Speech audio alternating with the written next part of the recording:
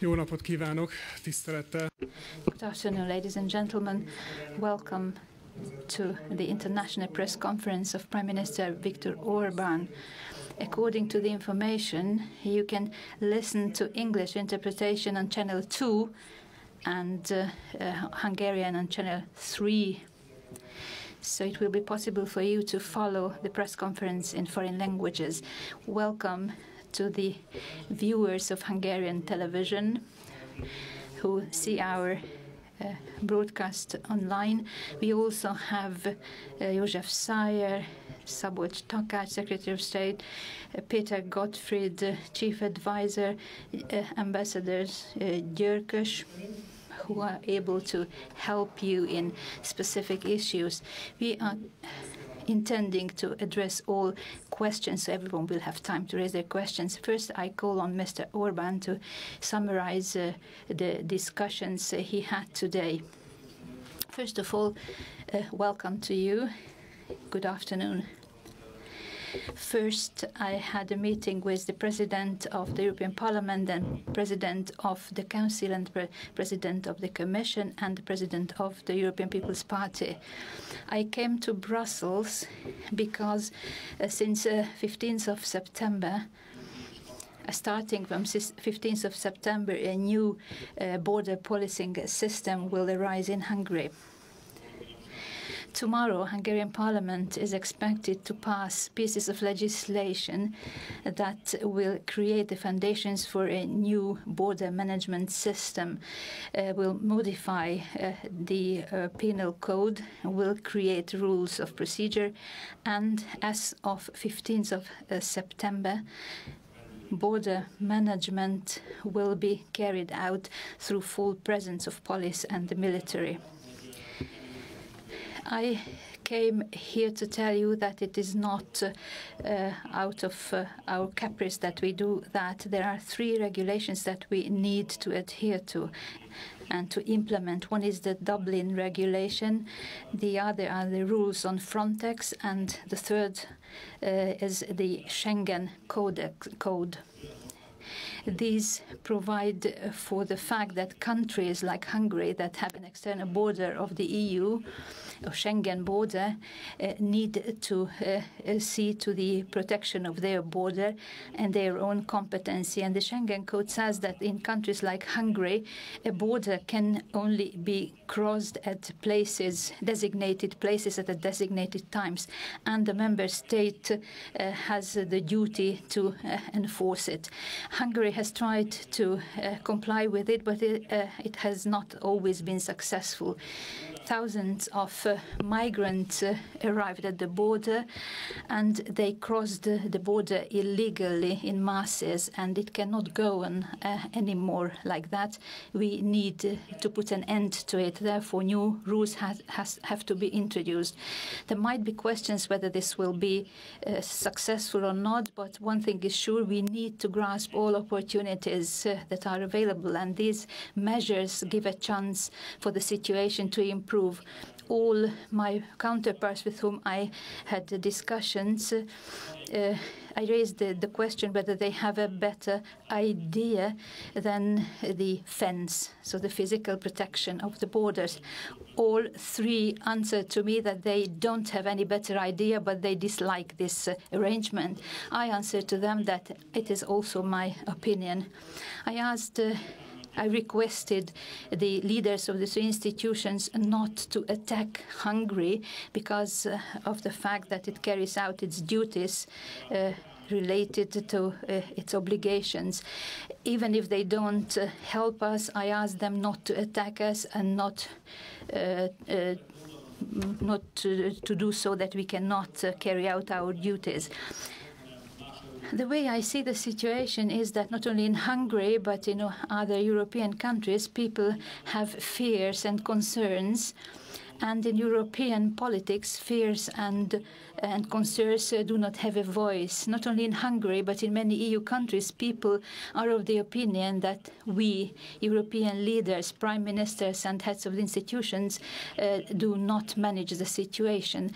They see that we are not able to handle this situation, and this results in fears and concerns and uncertainties. These concerns must be voiced, and we have to make it clear that we understand people's concerns, and we are doing our best to comply with our obligations.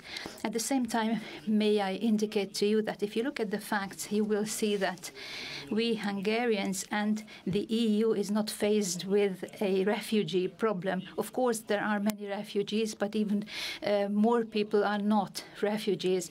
There are more people who started on this journey in the hope of a better life, and not because they were forced to do so. If you look at the statistics, you will be able to see that there is an increasing number of migrants who have started from an area other than war-stricken area. And this is a migration, a mass migration of peoples that has an unlimited reserve. If European leaders continue this politics, then tens of millions of people will arrive at the borders of Europe. Therefore, Hungary supports all measures that send clear-cut messages to migrants who are not refugees. It is not worth starting on this journey from their country in the hope of a better life, because they will not be able to pass the control system. And since they are not refugees, they will not be given the possibility to make Europe their home. This has to be made clear. This is a moral issue. All actions that create the illusion for people who are thinking of starting on this journey that they will be received here is irrespectful. They are thinking whether it's worth taking the risk of starting on this journey, albeit they are not from a war-stricken area. Our Christian obligation is not to create illusions. We cannot create hopes in peoples who will who will risk their lives in the hope of something which we here know is not real. It has to be made clear that if there is no reason to request for political asylum, or where there is no war and we cannot receive them, and I repeat that an overwhelming majority of people are not refugees because they are not coming from a war-stricken area. They come in the hope for a better life. There is an increasing number of people from Pakistan, Bangladesh, Nigeria and Mali, and the proportions are changing, and nobody in Europe is able to tell whether there is a cap or an end to it. First a couple of thousands, then a couple of tens of thousands, hundreds of thousands, but now we're talking about millions. And times will come when tens of millions of people will start on this journey, unless we carry out politics in which we make it clear that there's no point in doing so. What results from this? There is one single solution, that we have to restore the protection of Europe's external borders. This is at the basis of everything. You can talk about quotas, distribution of people, but the first thing is to enforce our duty, namely to protect our border and to guarantee regular legal procedures. This is at the basis of everything. This is our conviction. And that's why I think that Hungary, although not happy, but it does it well when it creates a fence, a physical protection at the border.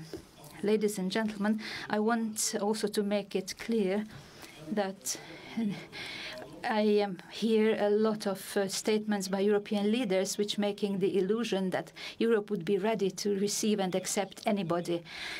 To my mind, we need to make it clear there is no such situation as to allow everybody in Europe. If we allow everybody into Europe, this would mean the end of Europe. Therefore, we are not going to make any statement that would encourage these people to come here. Just the opposite. As soon as Parliament passes these new pieces of legislation, which is expected tomorrow, then until they enter into force on the 15th of September, Hungary will start a very intensive information campaign, both in transit countries and home countries, to impart information and to make the point that it's no use taking risk starting on this journey, and it doesn't pay off to pay to traffickers, because it won't be possible to get illegally into the EU through Hungary. There will be points where the borders can be crossed. This would be indicated by signs, and where people can enter the territory of Hungary as part of a regular legal procedure. I'm also convinced that what is at risk now is Schengen itself, the free movement within EU, because if we fail to protect Europe's external borders, we won't be able to maintain free movement anymore within European countries. Schengen is very important. For Central Europe, Schengen is freedom. So we are fully aware of the fact that if we are not able to protect our borders, the whole Schengen system will fall apart. This is contrary to our interest, to our freedom, and is contrary to European values. Ladies and gentlemen, of course, you will ask my opinion about the quotas. I'm ready to answer that, but now just let me tell you that the Americans call first things first. We should talk about mechanisms only if we are able to protect our external borders. So I'm convinced that all our efforts need to be concentrated on protecting the external borders. Now, thank you for your attention. Thank you very much, and now we are ready to take questions one by one. Hungarian television, and please use the microphone and also tell your name. Eszter Baracka, Hungarian television. My question is, can you confirm the information, namely 54,000 refugees would be taken away from Hungary as part of a relocation scheme? This is a bluff. I haven't discussed about it. What has raised is that refugees would be taken away from frontline countries. There are two frontline countries in the EU, Italy and Greece. So far, it has been said that from Italy and from Greece, people will be taken to Hungary. This is what we were requested so far. At the latest European Council meeting, which were against it and did not accept this decision, that was the risk that while in Hungary 10 times more people arrive than to Greece and twice as many as to Italy, then from Italy and Greece they would like to take people to Hungary. Well, what's the sense of that? This was our reaction. So I'm convinced that for the time being, nobody is able to tell you numbers. How I see the situation as follows. First, we talked about 40,000 and 60,000 and 150,000. I also heard 500,000, but the question is, where is the end of it? If we don't protect our external borders, are we able to tell how many peoples we want to disperse, distribute among European countries? In the end, it might be 10 million. Are we able to do that? I'm convinced that if we don't talk about protecting our borders, then we talk about anything else. This is just like a card of invitation to people who are thinking of starting on their journey in the hope of a better life.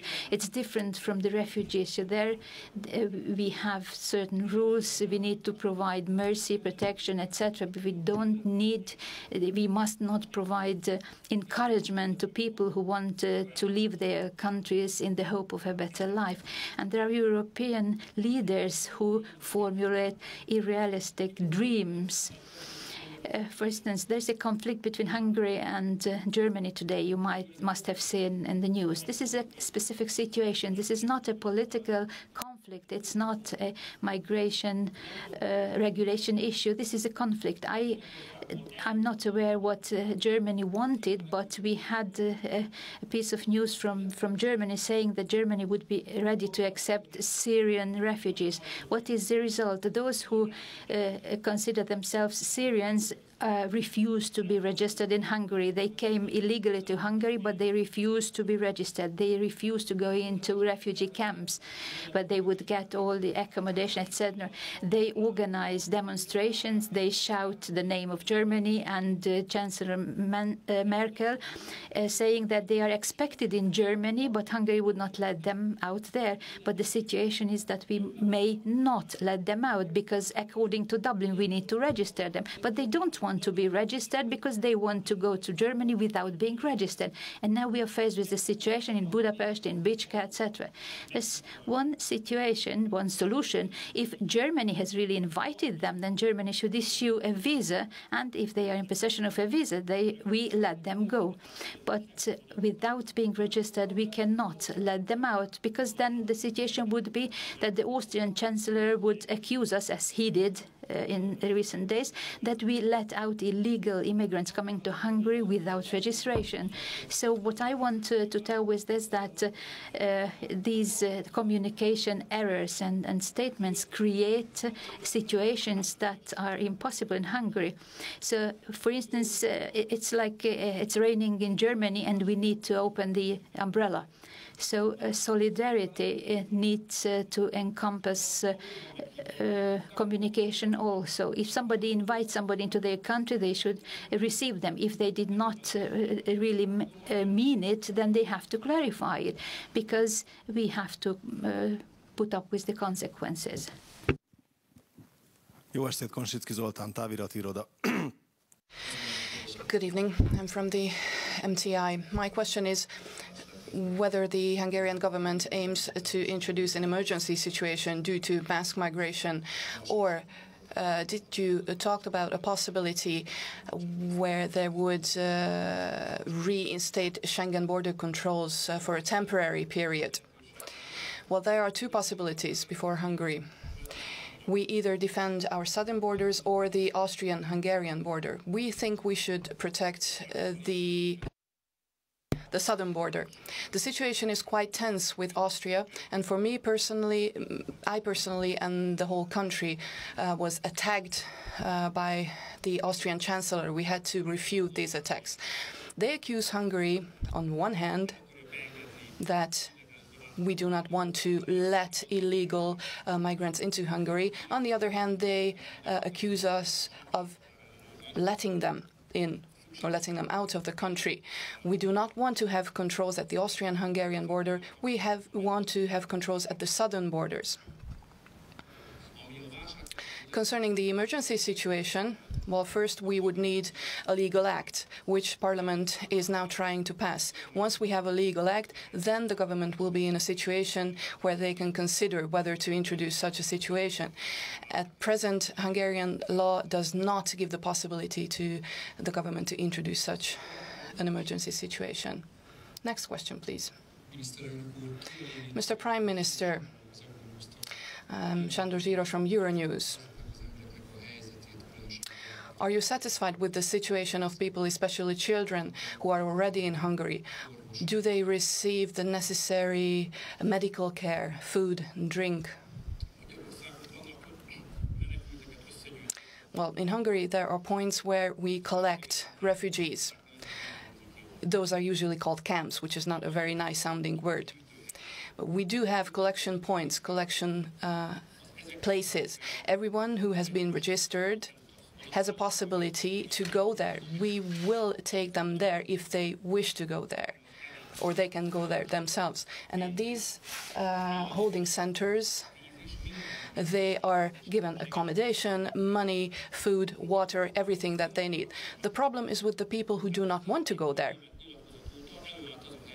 Ever since the German statement, we have thousands of refugees who do not want to be registered and do not want to enter the camps. For them, only civilian volunteers can offer help. They do very valuable work. We thank them for it. State organizations can only offer the refugees help in the holding centers, in the camps. That's where they receive the help they need. As far as children are concerned, unaccompanied minors, that is, children without parents, that's a whole other issue. The government discussed this question at its latest meeting, and we tasked the Minister of Culture, who's also responsible for education, to offer a sort of foster care for these children, also concerning their education. Next question, please. Mr. Prime Minister, my name is Tomislav Krasnic. I'm a Croatian journalist for Večernji List. There is a concern in Croatia and other countries that after the fence was built on Hungarian-Serbian border, refugees and migrants would enter through Croatia, which would be different but also an easy route. What are your plans in that scenario? Would you build a fence in Hungarian-Croatian border, which would be a fence between two EU member states? Thank you. If the smugglers and the illegal migrants will decide to come to Hungary through Croatia by high numbers, we have to have a physical barrier over there also. But it's easier anyway because there's a river, it's a shorter period, so it's not as a big challenge technically as the Serbian-Hungarian border means. But if we are forced to do that, we will do that. So I would like to stick to my point. If we would like to improve the situation and fulfill all the human and moral compulsory and obligation, we have to defend the border, whether it's the Croatian-Hungarian border or Croatian-Serbian border.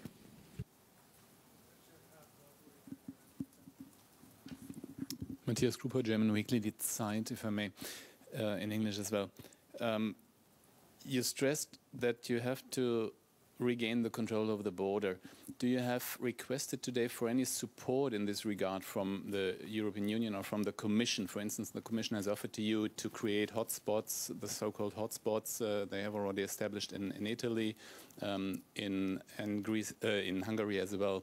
And if I may, a second one, if I got you right, you don't exclude that Hungary will accept a quota or a distribution key as part of a package. Is it right? So we see that there is no need to have hotspots in Hungary because hotspots should be in Italy and in Greece. I would like to underline that Hungary is not a frontier line. The frontier line is in Greece. You know, there are a lot of difficulties of the Greek people, so I would not like to criticize them under the present condition. But the point is, if in Greece there would be a policy based on to defend the border line, there would be no difficulty in Hungary. And everybody who is coming to Hungary step into the territory of European Union at Greece. So they should send back not to Hungary, but to Greece. Nobody can use their inappropriate behavior as an excuse. So I would like to be very tough later on that question. So it's impossible that somebody is not keeping the regulation and then other countries suffer of that when we all together are inside the European Union. But anyway, this is not the right moment to make critical remarks on the Greeks because we are with them, we are solidarity with them because of the economic hardship and very difficult negotiations with the European Union. So we are full-heartedly with them. But when we will come back later on to that subject, we have to be very clear-cut that it's responsibility of the Greeks that we have a difficulty at the Hungarian-Serbian border. My understanding of quota is that whatever is the intention, even honest and morally perfect intention of the European leaders, any comments on quota is interpreted in the mind and the heart of the people who would like to come as an invitation. Quota means that there is a solution to deal with those who would like to come to Europe. Instead of to make clear that please don't risk, don't come. If you have no reason, political or war reason, don't take the risk. Quota is an illusion for them, whatever we would like to say by that.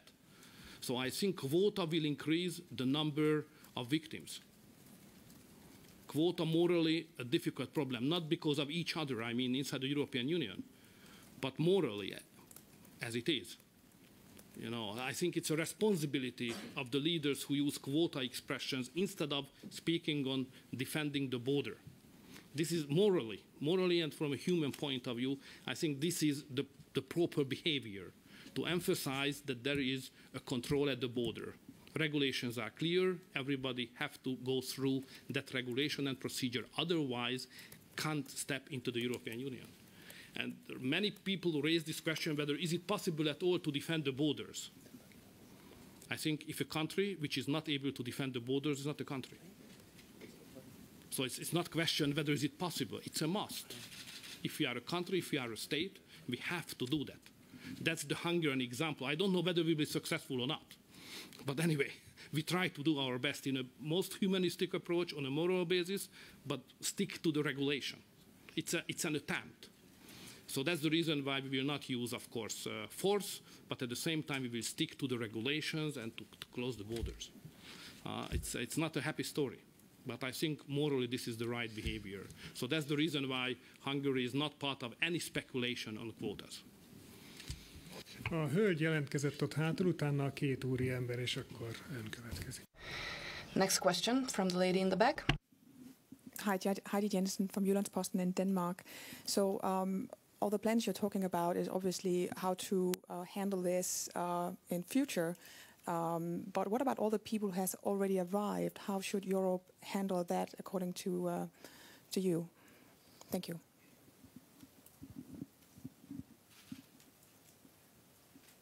In Hungary? In Hungary, in Europe, there are specific countries who have more problems right now than others. Each country has a regulation how to deal with the questions. So keep the regulations. Those who would like to stay in Hungary, we have procedures. We have to identify whether they belong to the real refugee people, they are coming from war-torn region, or they just would like, because they would like to get a better being. So we have to make a separation and use the appropriate regulations. So we have clear-cut European regulations how to do that. But I understand your question.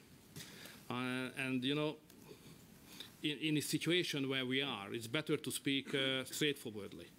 So the point is that the refugees would not like to come to Hungary. They would not like to come to Slovakia or Estonia. The point is that they would like to go to Germany. That's the point. So we understand that. And I understand that it's a challenge to Germany. So we are open to discuss it, how to treat the situation. Kérjük a mikrofont itt az uraknak. Next question, please, for the gentleman in the back. Next question from the Brooks-Info. You mentioned the quotas, and you said that it creates illusions. However, for other member states, quotas represent solidarity. Several countries have said this. Are you not afraid that it will destroy solidarity if we oppose the quotas? And my other question is next. You've said before that refugees should not be brought to Hungary when they talked about relocation and resettlement. They should be brought away from Hungary. So would it not be a good solution, a proposition from the Commission to take refugees away from Hungary? Well, up until now, we've only seen suggestions to bring refugees to Hungary. We would be ready to consider propositions to take refugees away from Hungary, but we haven't seen such a suggestion yet. When it comes to quotas, let me try and be polite. During my negotiations, I've had the impression over the past weeks that those who suggest quotas, who promote quotas, they themselves know that quotas are not a solution. What will quotas solve? It will not decrease, but rather increase the people coming to Europe. So what are we solving with the quotas? And once we've distributed them, will they tie them down? Because, once again, they do not want to stay in Hungary. Tiszafürdvár, for example, is a very beautiful place in Hungary, but they want to go to Berlin. How are we going to force them to stay? If you follow this line of logic, then a lot of other details have to be answered. No one has provided any answers. Talking about quotas, is a political declaration, creating the impression that European leaders know what they want. However, the truth is that quotas unfortunately, are not a solution. And those who talk about that know exactly. Borders have to be protected. That's the solution. That will not solve the root of the problem, but will make the situation manageable, because the problem has to be solved in the countries where it emerged. Next question, please. Thank you. From the blog Eurologus. If I understood you correctly, you said that if we defend the borders of the EU, masses of refugees will remain in the Middle East, in countries such as Turkey, Lebanon, Jordan, where millions of them are already there, and these countries are in a much worse situation than the EU. What is your message to those countries? Let me call your attention to the fact that up until the moment that these countries are not bombed, that problem does not exist. As long as we let Berlusconi manage the situation with Libya, we did not have that problem. So we have to pay for our solutions. We have to support the countries where there are refugees. Everybody agrees that for the refugees themselves, it is best if they can remain close to the place where they were born. If they come to Europe, they will not remain close to their home countries. No one can bridge the huge gap in welfare and prosperity between Europe and those countries, even in peaceful times. One of the problems in Europe itself is that Hungarian workers want to go to Germany and the UK. The attraction is much more for people coming from countries which are far worse off than Hungary. Therefore, the only solution can be to keep these people close to those countries where these people will be needed once peace is reached. For that, money is necessary. We will have to send money to Turkey, Jordan, other countries where refugees are. And it is there that we have to create humane condition. Having them come to Europe does not solve the problem, it just increases the problem. A follow-up question next. Thank you. You said we have to pay the price for the bad policies of the past. Who will have to pay the price? The EU will have to pay the price, including everyone.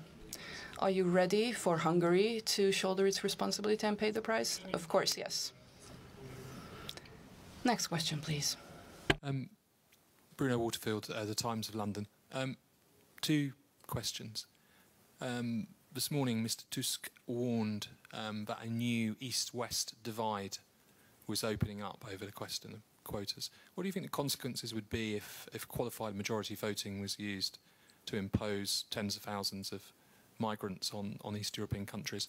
And just the final point, it's a sort of historical point, I guess. It was on September the 11th, 1989, that Hungary opened its border with Austria, effectively bringing down the Iron Curtain and setting in chain historical events that led to the end of the Soviet Union. By insisting on sealing and fortifying its borders,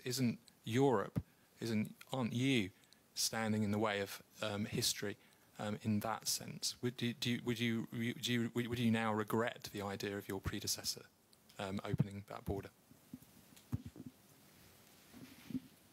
I'm not sure that I was able to understand to 100%. So if we would like to make any comparison between Iron Curtain and this new fence, I just could reply that the first fence between Austria and Hungary was against us. This new one is for us. It's a basic difference. To the first question, I think President Tusk has right. It's obvious that there is a different approach to all these issues of the Western countries and, let's say, Central European countries.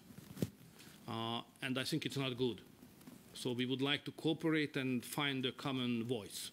We have to work on that.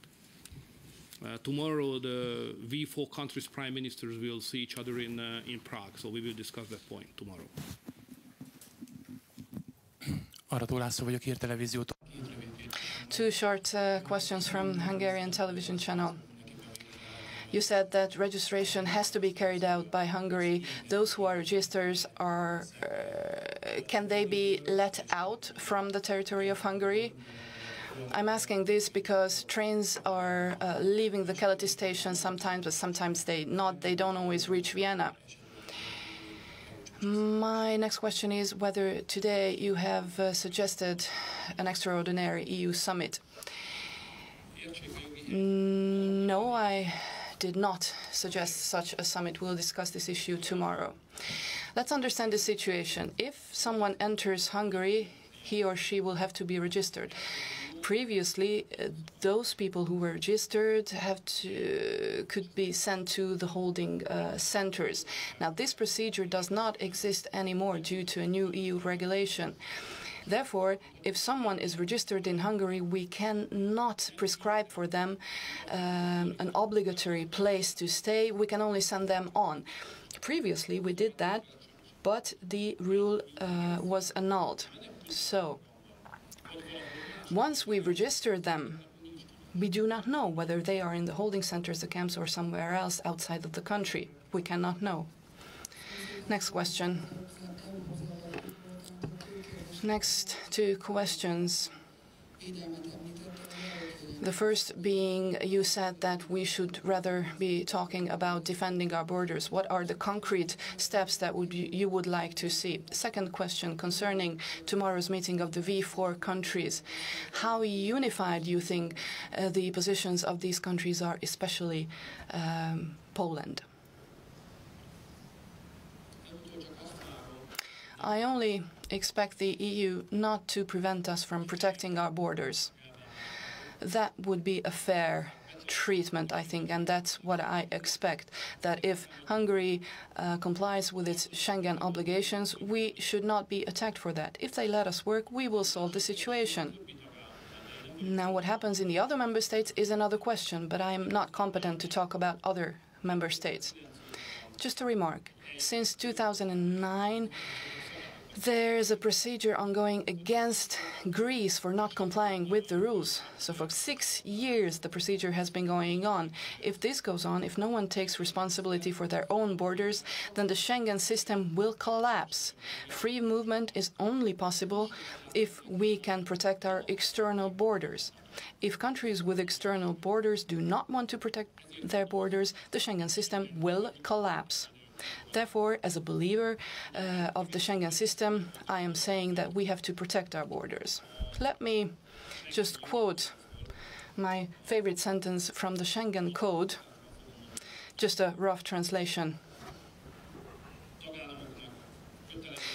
Member states are obliged to protect their external borders. External borders can be crossed, but only at border crossing points and in during pre-established opening times. Well, we are very far from that in Hungary. So only at border crossing points and only during opening opening hours can the borders be crossed. That's the obligation we have to comply with. Those are the rules of border protection that we will be able to comply with after 15 September. If you now ask me today whether we comply with the Schengen Code 100%, my reply would be, we try to do that, but I cannot guarantee that all along our 150-kilometer border, someone has not crossed the border somewhere. As of September 15, our hope is that gradually we'll come to a situation where entrance into Hungary will only be possible through the border crossing points during opening hours, as the Schengen Code prescribes. However, today we do not have the conditions for that. That's why we need the police, the army, and the physical fence that we can protect. We do not have enough policemen to protect the border without a fence. We need something physical to make us able to comply with this rule, that is, they can only cross the borders at the border crossing points during opening times. Concerning how unified the V4 countries are, I will be able to tell you more about that tomorrow. There are different experiences. During my meeting today with President Tusk, we also discussed history. We talked about our own experiences. I have to say that when it comes to living together with Muslim communities, we are the only ones who have experience, because we had the possibility to go through that experience for 150 years in history. Some parts of Slovakia might be also affected by it, but not others. Polish people, for example, suffered from Christian people, not to name names. So we all have different experiences and therefore different reflexes. We don't want to say opinions. We don't want to criticize France, Belgium, any other country.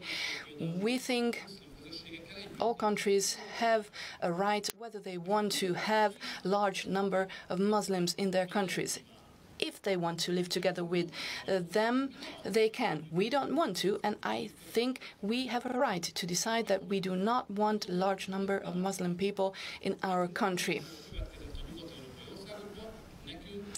We do not like the consequences of having a large number of Muslim communities that we see in other countries. And I do not see any reason for anyone else to force us to create ways of living together in Hungary that we do not want to see. That is a historical experience for us, which does not coincide with other countries' experiences. Therefore, there are differences. If we can come to an agreement on certain political issues, we will see that tomorrow. Would there be any other questions? Next one, please. And then a last one. Well, I'm not sure I can bring any new questions to the table. Did you discuss the package of acts which is now before Parliament and which Parliament is likely to adopt today? Were there any opinions from your partners today on that package? Well, I informed them about this package, but they had no opinions to voice. And the last question from the back, please. And then we will close. Jacopo Barigazzi from Politico. Mr. Orban, I'm just confused on a single point. It's very clear to me how much you're against quotas, but if the Commission will propose you to relocate asylum seekers away from Hungary, then you said you're ready to consider it, right or wrong? We haven't got any offer like that. If we will get it, we will think about it. Tisztelt kollégák, köszönöm szépen. Dear colleagues, thank you for coming to this press conference.